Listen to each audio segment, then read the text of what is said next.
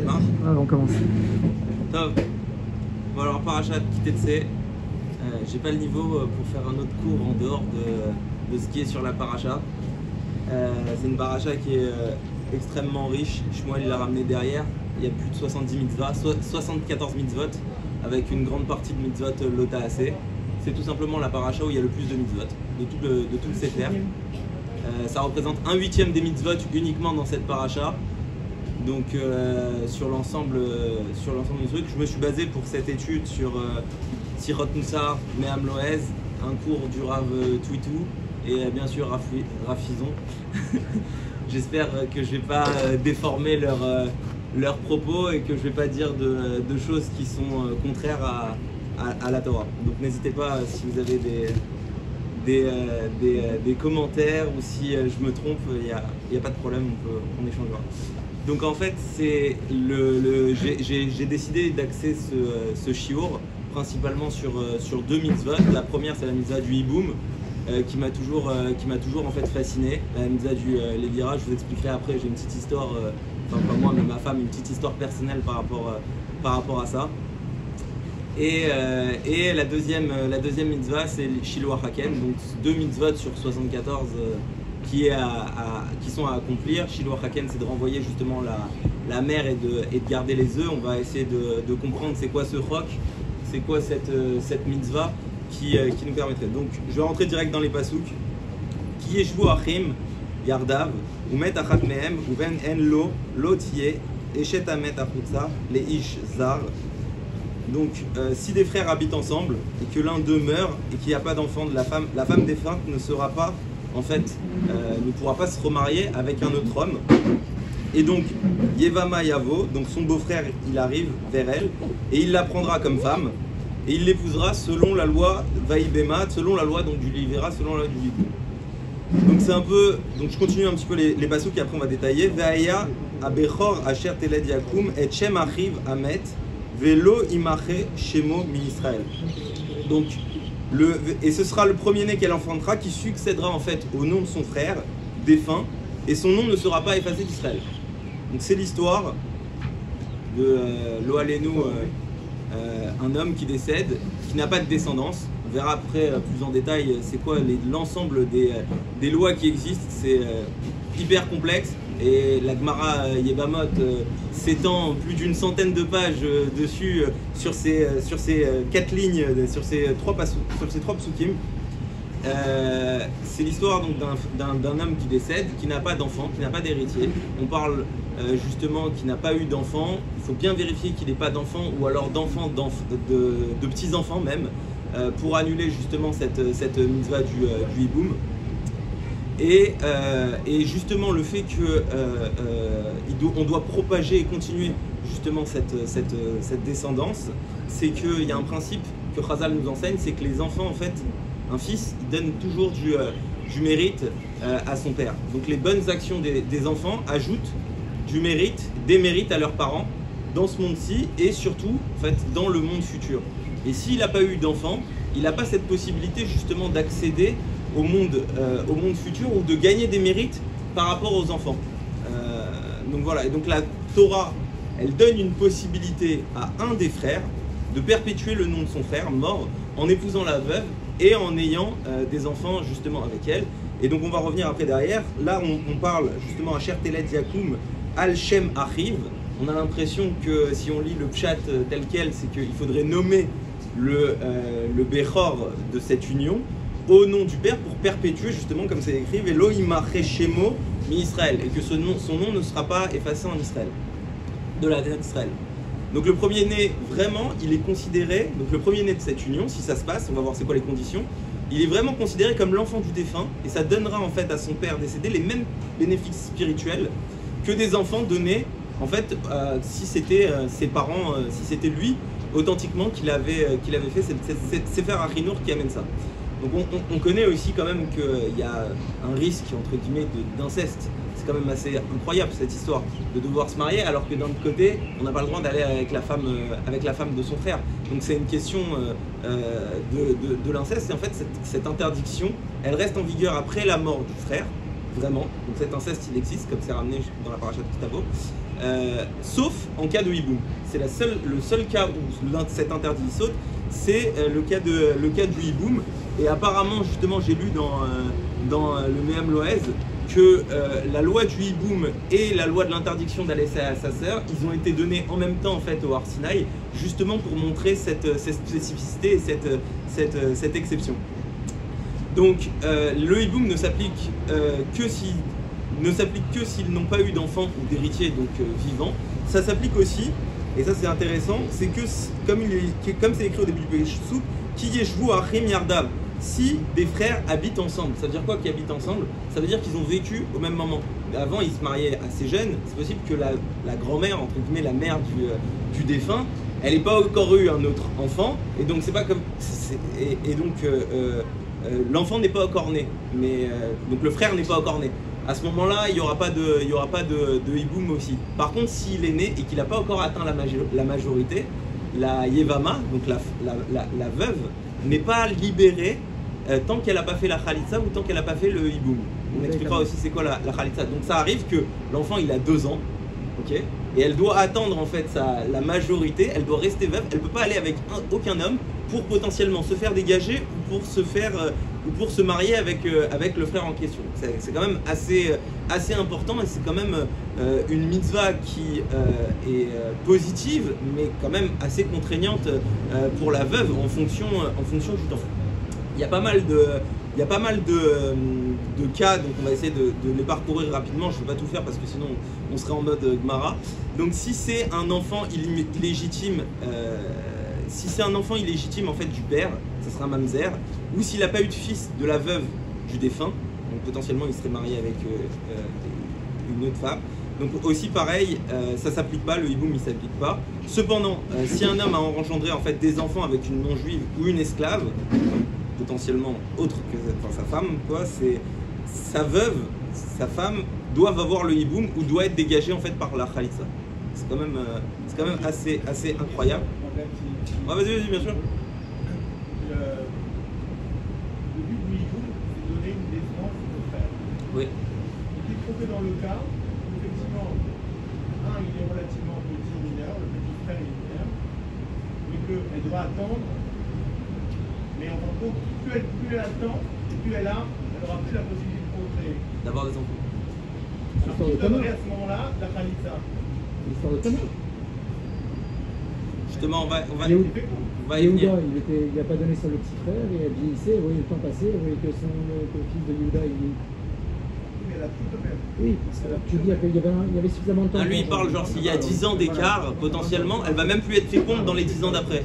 C'est une bonne question. Franchement, peut-être c'est le Beddin, enfin c'est les instances en question dans chaque ville. Peut-être qu'ils peuvent la dégager avant, si elle est à la limite, par exemple elle a 40 ans, la femme, et qu'elle arrive à la fin et qu'elle peut espérer encore quelques années d'être féconde. Je pense qu'il faut poser la question.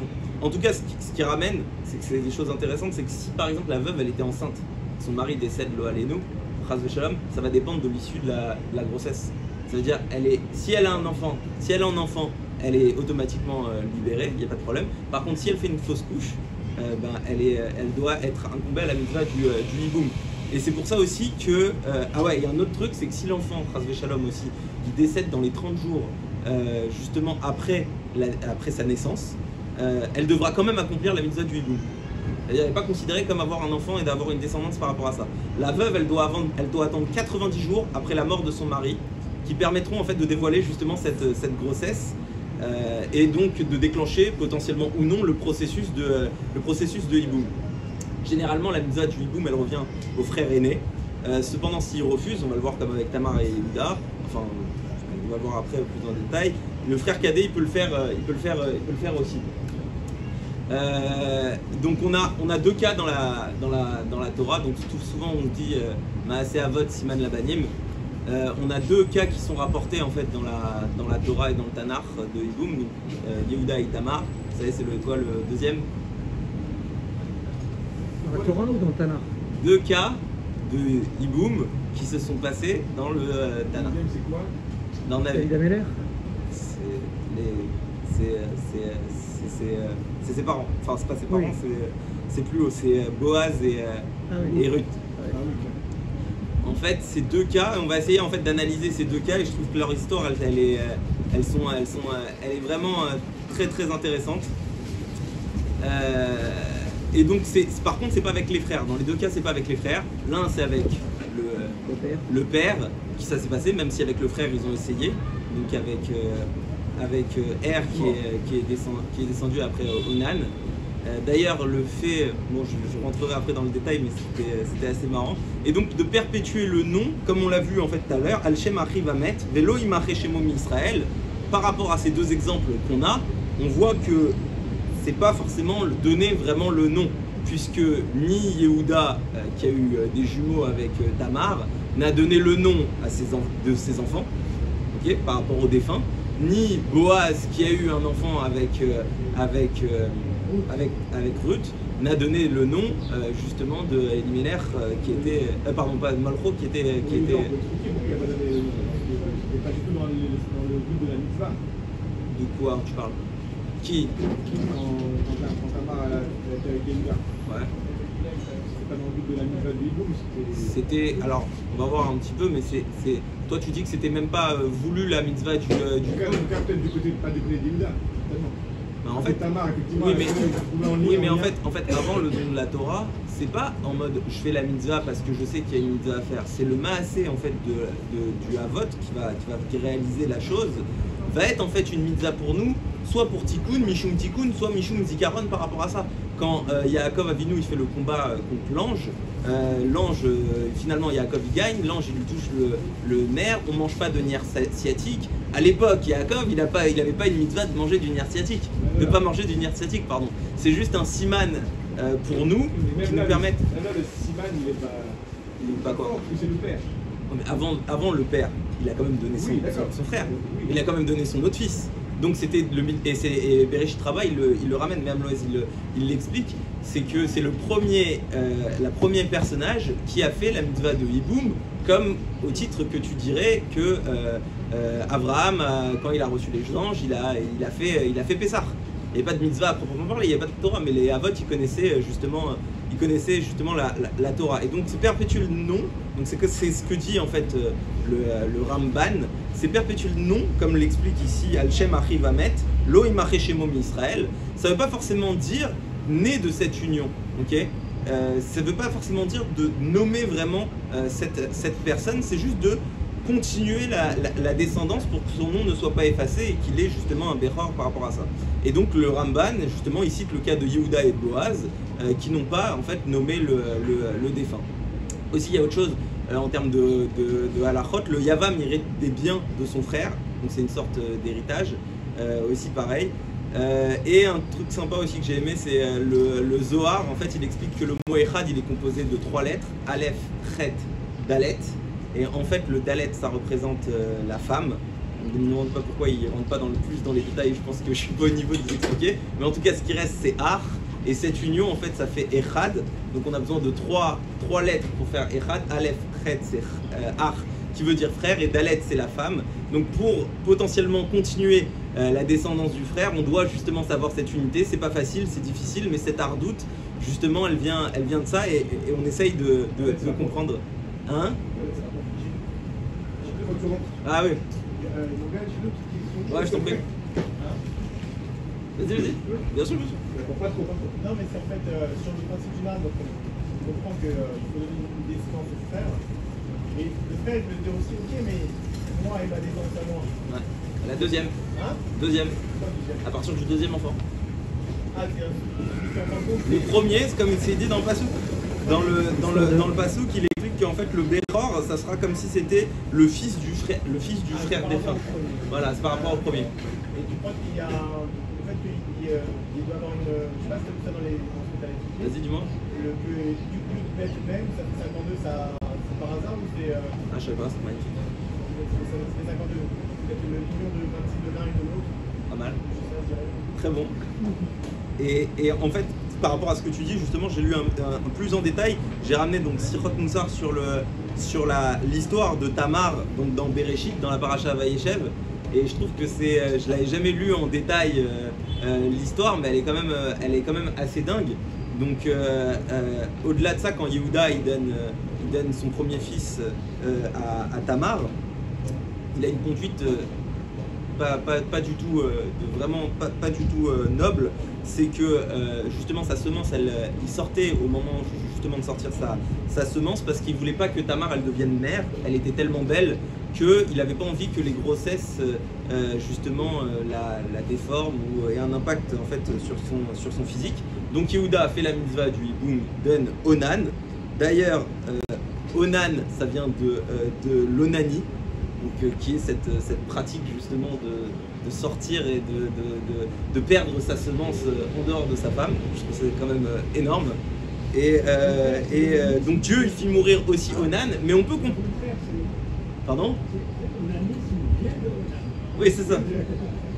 Et donc en fait, ce qui est incroyable, c'est que pour le coup, ne voulait pas que sa femme tombe enceinte parce qu'elle était belle. Par contre, Onan ne voulait pas mettre sa femme enceinte, non pas parce qu'elle était belle, parce qu'il ne voulait pas donner de descendance à son frère. Donc c'est un des midrash qui est ramené. Je trouve ça quand même assez dingue. Donc il pratiquait la même pratique que son frère, mais pour ne pas lui donner de descendance, il avait déjà conscience que son fils serait le fils de son frère.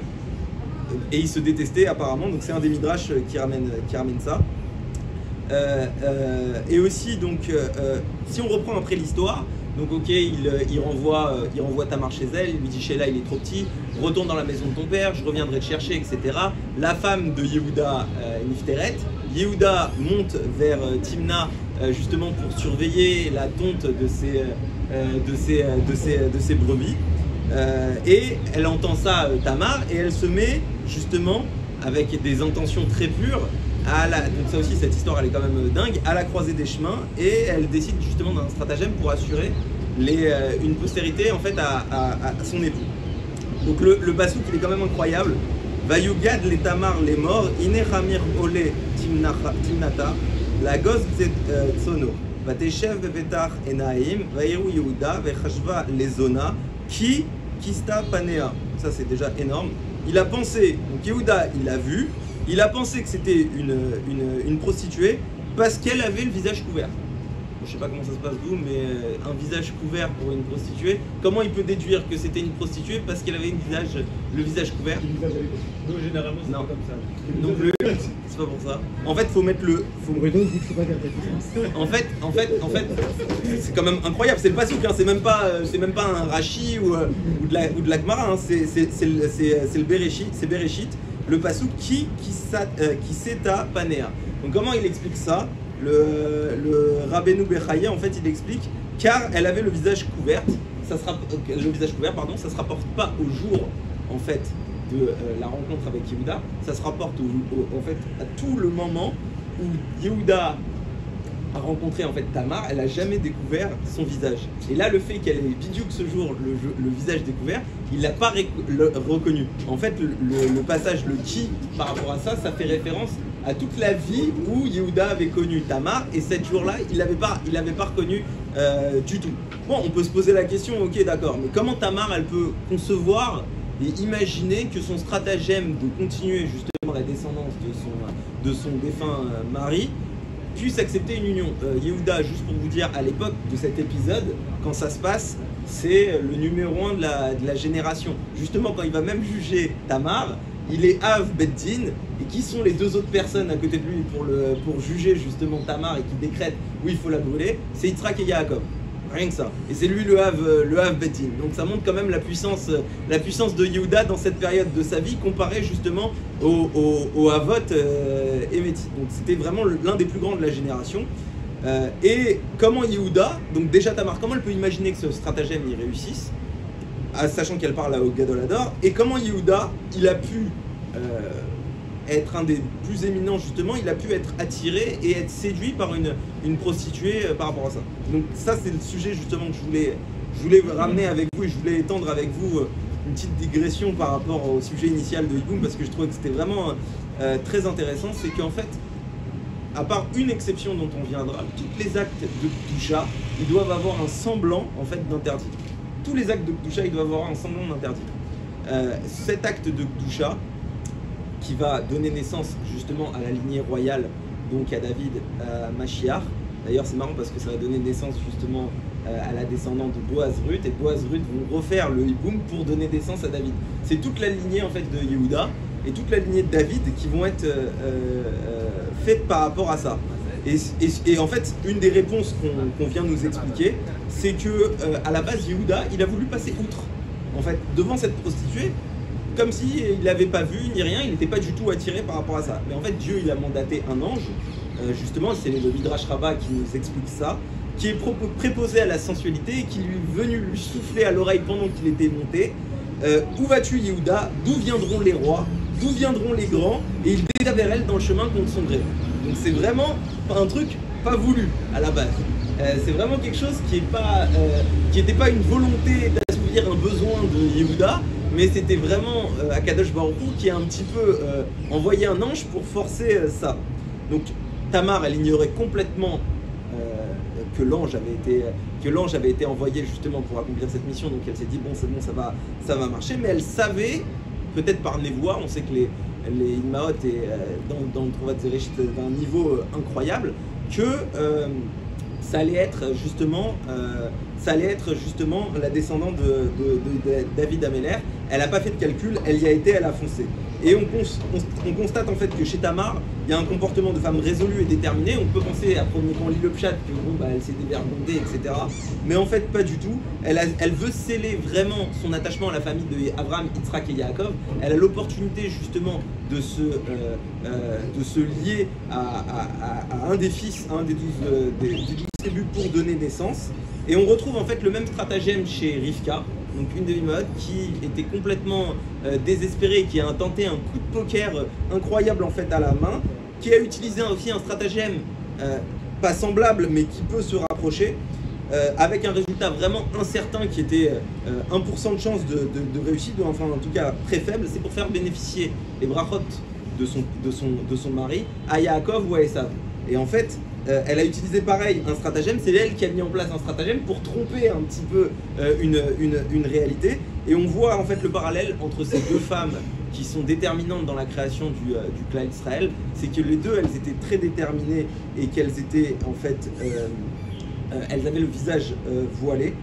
Donc les deux, elles étaient très très noires, c'est ce qui est ramené. Et les deux, elles ont donné naissance à des jumeaux.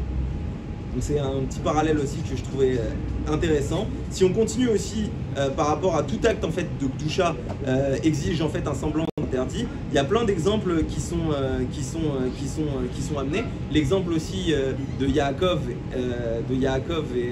et ses deux femmes, c'est quand même interdit. On nous dit bon, c'était avant la Torah, donc les Avot ils n'ont pas besoin de faire ça, mais bon, Tachles, nous on étudie encore aujourd'hui la Torah. Est-ce que c'est un exemple pour nous?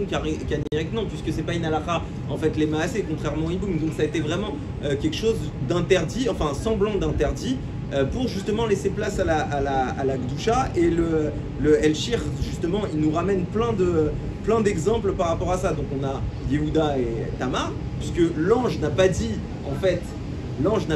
à Yehuda que c'était sa bru. Il aurait pu aller jusqu'au bout et lui dire c'est sa bru, tu peux faire la mitzvah du hiboum, tu peux cohabiter avec elle en toute impunité. Non, Yehuda il était mal. Après derrière il était mal, il était sûr d'avoir fait en fait une erreur et une traite, alors qu'il était dans son droit le plus total par rapport à ça. Et quand elle va lui rendre justement, il va y avoir le Beddin, elle va lui rendre les simanim, elle a préféré justement mourir plutôt que de faire honte en public à Yehuda. Elle va lui donner les simanim, elle va dire elle est plus tzaddik que moi, de là elle va enfanter justement les jumeaux, donc Péretz et Zaria, et il va descendre de là justement toute la dynastie du roi David. Troisième exemple, parce qu'il a fait le du hiboum. Oui, mais c'était pas la vie, ça. C'est ça que je disais. C'est en fait à l'époque avant le don de la Torah, et même à l'époque de Boaz, on peut voir après derrière, c'était pas lui qui devait y aller, ça pouvait être en fait les frères, comme c'est ramené en fait dans la Torah, mais ça pouvait être aussi un proche. Yehuda, il est placé comme finalement comme un de ses fils. Alors. Voilà, exactement. Ça veut dire que c'était quand même un proche. Et le troisième exemple, c'est le jour de Kippour. Le jour de Kippour, on doit offrir 2 korbanot. On doit offrir un korban à la Hachem et un korban à la Azazel. Il faut comprendre, mais quel rapport en fait faire un korban à la Azazel? Qu'est-ce qu'on a besoin de faire? En fait, le but, ce qui est ramené en fait, derrière, on va pas dire qu'on va faire un korban au Yetzerara, Chas Veshalom, à l'ange de la mort, c'est pas du tout ça. C'est que c'est Akadosh Baruch Hu qui nous l'a demandé, et ça devrait être une raison suffisante. Et deuxièmement, c'est en fait juste pour dire que même dans ce jour, le Yetzer Hara, il a le droit à sa part, et donc on lui offre justement un korban qui est de la destruction, puisque tout ce que mène le Yetzer Hara, c'est la destruction, on le jette d'une montagne. Mais en tout cas, on retrouve en fait cette notion que à travers tout acte de doucha sincère et métier, on doit justement avoir un semblant Ça, c'est une analyse d'interdit. Ça, c'est une analyse de ce qui s'est passé dans l'histoire ou c'est une règle? Franchement, je pense qu'il y a des fois, ça peut encore se passer aujourd'hui. Plein de fois, on peut voir aujourd'hui, si on extrapole un petit peu, on manque cruellement de Kavzerhout aujourd'hui envers les gens. Si on connaissait les raisons justement de chacun, on arriverait facilement à comprendre, sans on va dire, ange qui vient intervenir ou par derrière surnaturel, ce que tu veux. Juste la Metsiout aujourd'hui qu'on ne connaît pas et qu'on manque de Kavzerhout, on pourrait toujours trouver des raisons par rapport à ça. Donc je pense que ouais, ça existe, mais ça c'est moi qui le dis. Et la seule exception justement qui a été donnée, où il n'y a eu aucune interférence, aucun mal qui a été initié par rapport à ça, c'est quoi? C'est le don de la Torah en fait. Puisque le don de la Torah s'est ramené que même un oiseau il n'a pas chanté, il n'y avait pas un son, la mer s'est arrêtée, il n'y avait aucune perturbation. Pourquoi? Parce que même le Yetzer Hara en fait, ce jour-là, il était entre guillemets inhalé et il devait accepter par rapport à ça, parce que sinon on aurait une question par rapport à l'Autriche. Donc ça c'était vraiment cette notion que je voulais aborder en fait avec vous. Je voulais avant juste de passer à l'autre sujet. Oui, donc pareil, le dernier cas en fait qu'on peut regarder, c'est Noémie et Boaz. Boaz, c'est un grand homme, c'est un juge d'Israël. Jamais Noémie, Ruth, elle pensait justement que elle pourrait épouser Boaz dans une grange, sans un juge d'Israël, alors qu'elle, on ne sait pas d'où elle vient, c'est une convertie, etc. C'était quasiment impossible. Pareil, de là est née cette... en plus moabite, de là, on pourrait... Ouais, de là est née la dynastie de David. Donc, en fait, si on conclut justement ce point, c'est que Dieu, il a établi la lignée royale de Yehuda et de David Améler sur deux femmes, veuves, pudiques et déterminées justement, comme Tamar et Ruth, qui sont idolâtres en fait à l'origine, qui ont réalisé une tchouva exceptionnelle, incroyable, puisque même Ruth a suivi Noémie alors que c'était une princesse par rapport à ça, avec la mitzvah, avec une union de type Iboum, et les deux ont été enceintes miraculeusement dès leur première union. Donc ça fait quand même pas mal de parallèles pour cette lignée royale. Et donc si on veut essayer de comprendre un petit peu où ça nous mène par rapport justement aux origines et au futur roi Mashiach, si Dieu veut, Bekarov, c'est la même lignée, bien sûr c'est la même lignée, c'est ça. En fait, Tamar elle est d'origine syrienne, Ruth elle est d'origine moabite. Elles donneront naissance à la lignée royale, futur roi Mashiach, qui régnera sur les juifs et sur les non-juifs. Et donc on avait besoin de passer par des femmes idolâtres à la base, puis converties, pour entre guillemets légitimer ce pouvoir absolu, si Dieu veut, de Mashiach sur les juifs et sur les non-juifs. Et pourquoi je vous ai raconté en fait cette histoire, c'est que j'ai appris il y a quelques temps que la grand-mère de Sarah, et ben sa mère, elle a fait la mitzvah du hiboum en fait au Maroc. Ouais, donc c'est assez fou. Et moi ça me touche en fait cette histoire depuis ça. Donc la grand-mère de ma belle-mère à Fès au Maroc, il y a à peu près, on a calculé hier soir 95 ans, quelque chose comme ça. Sachant que bon, aujourd'hui on le fait plus, hein, la mitzvah du hiboum, c'est direct khalitsa, trop compliqué, c'est fortement vraiment déconseillé parce que on a peur de justement glisser côté inceste. Donc c'est une marloquette. Au final, ça avait été restitué. Finalement, on le fait plus. Maintenant, on fait directement la khalitsa. Pourquoi tu dis inceste? Parce qu'on n'a pas le droit d'aller avec la femme de son frère. Et si nous, on avait... Et en fait si son frère, il meurt, et que toi, tu avais des intentions, en fait, avant que ton frère, il meure, tu es considéré comme faire de l'inceste.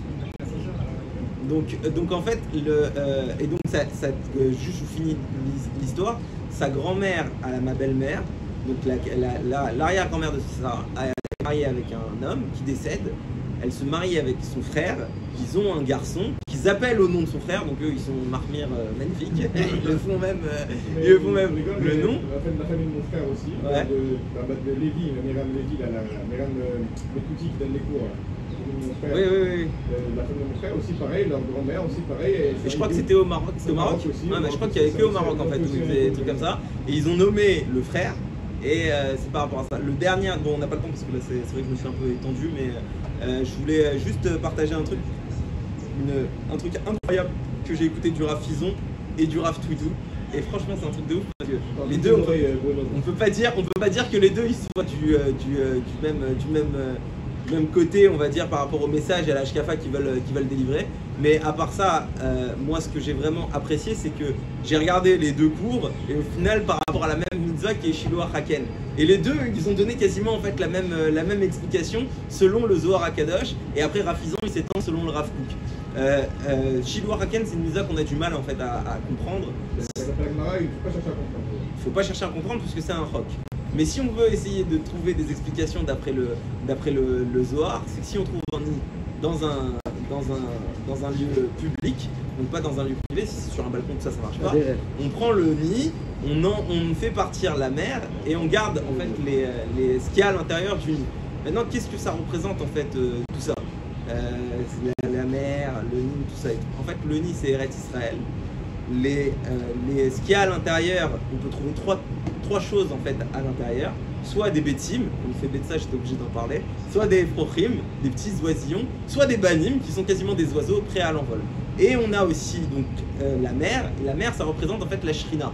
Et les enfants, ce qu'on trouve à l'intérieur, bah facile, c'est les Bnei Israël. En fait, ce qu'on fait à chaque fois, quand on va rejeter la mer et on va garder les enfants et les sortir en fait du nid, c'est comme si on refaisait la mini Péoula d'un exil. Ça veut dire qu'on enlève la shrina, on fait partir la shrina qui viachol à Kadosh Baruch Hu qu'on explique, on garde les oisillons, ok, et on les amène en fait avec nous. Et même dans cette Péoula là, ce qu'on vient nous apprendre justement, c'est que on a des choses en fait à prendre. C'est quoi ces choses à prendre? C'est justement ce qu'il y a à l'intérieur du nid. Avant ça, on t'a dit que c'était un roc et qu'on ne pouvait pas comprendre. Le premier mitzvah, la première Maaseh Avot Siman Labanim, comme on dit, c'est quoi le Maaseh Avot qu'on pourrait relier justement à Shiloh Haken? Vous avez déjà réfléchi ou pas? Qu'est-ce qui pourrait en fait être assimilé à, on dit Avshalom, c'est Ben Zora ou Moré, plein de fois on essaye d'assimiler justement des mitzvot à hein? Non, en fait c'est Yaakov. Quand Esav il va pour l'attaquer, il va séparer son camp en deux. Et qu'est-ce qu'il dit à Kadosh Baruch Hu? Il a dit j'ai peur que la mère soit frappée avec le fils. Et donc il sépare son camp en deux, en espérant potentiellement sacrifier, enfin en espérant que tout se passe bien, mais potentiellement dans le cas le plus mauvais, ça serait que de sacrifier un des deux, parce qu'il ne veut pas que la mère soit assassinée. Et donc c'est le tikkun, nous ce qu'on fait quand on fait Mitzvah Shiloh Haken, c'est le tikkun zichron, justement cette situation de Yaakov. Mais si on va au-delà de ça, et si on essaye de réfléchir par rapport justement aux explications du Zohar, donc Rav Fison il ramène qu'en fait les trois états des Betsim, Ephrochim et Banim, c'est les trois exils qu'on a. Pourquoi il explique ça? C'est que Rav Kook qui continue à expliquer, il dit il y a toujours quelque chose à prendre même si tu pars en exil. C'est quoi les choses à prendre? Et bien la première, c'est les Betsim. Ça représente quoi les Betsim? C'est la Torah écrite. Pourquoi? Parce que le Betsim, c'est quelque chose de facile à manger, c'est quelque chose de facile à digérer, et c'est quelque chose de plutôt mort, qui n'est pas encore vivant. Donc, si on peut parler comme ça, le Tanakh, en fait, la loi écrite, les Hamisha Chomshei Torah, c'est quelque chose qui est ancien, c'est quelque chose qui nous paraît en fait lointain, c'est pas du tout les Maaseh, donc c'est pas, on va dire, vivant, c'est facile à digérer, c'est facile à comprendre, comme un œuf dur. La deuxième partie, c'est les Ephrochim. Les Ephrochim, c'est plein de vitalité, ça bouge partout, on a du mal à les saisir, on a du mal à les attraper. Rav Kook qui ramène ça et il explique en fait que c'est en fait toute la Torah chez BLP. La Torah chez BLP, c'est va te casser les dents sur de la Gemara, va te casser les dents sur les Mishnah. Il n'y a pas plus les Maaseh que ça, et ça représente justement les Ephrochim. Et par contre, c'est très dur à manger. Il n'y a rien à manger à l'intérieur, on a du mal justement à trouver, il faut vraiment se casser les dents, c'est le cas de le dire, pour manger quelque chose, et ça représente ça. Donc la première, c'est on l'a reçu après le premier exil, après l'exil d'Égypte. La deuxième, on l'a reçue après l'exil babylonien, c'est l'écriture en fait de la Mishnah. Et la troisième digression qu'on ramène par rapport à ça, c'est à Yom Ha'atzmaut, à la sortie de Yom Ha'atzmaut, c'est la fin de l'exil de Rome, où on a la Torah, en fait, la Torah al-Pi Kabbalah. C'est la Torah al-Pi Kabbalah qui est dévoilée, et c'est pourquoi cette Pi Kabbalah, comment il fait justement ce rapprochement, je trouve ça très sympa, c'est que les banim, en fait, c'est limite des oiseaux qui sont capables, donc tu peux manger, il y a énormément de choses à manger, c'est là où il y en a le plus en fait à manger tellement ça part dans tous les sens et il y a plein de niveaux, et surtout ça te permet de t'envoler comme les oiseaux qui peuvent en fait s'envoler directement unis. Et donc voilà, je trouvais que c'était une image intéressante, et voilà, chez Niske, j'espère que vous avez retenu quelques petits trucs par rapport à ça.